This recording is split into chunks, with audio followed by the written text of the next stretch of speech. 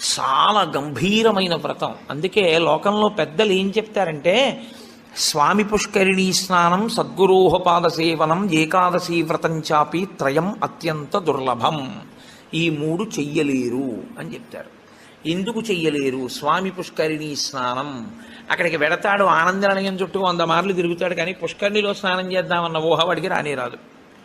సద్గురోహ పాదసేవనం, సద్గురువు పాదములు పట్టుకునే అవకాశం ఇవ్వడు.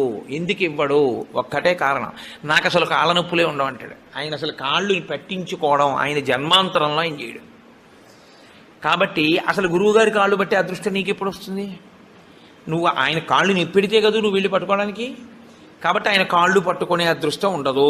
సద్గురోహ పాదసేవనం, ఏకాదశి వ్రతం చాపి, ఏకాదశి వ్రతము చెయ్యలేడు. ఎందుకు చెయ్యలేడో తెలుసా అండి? మీరు అంగీకరించిన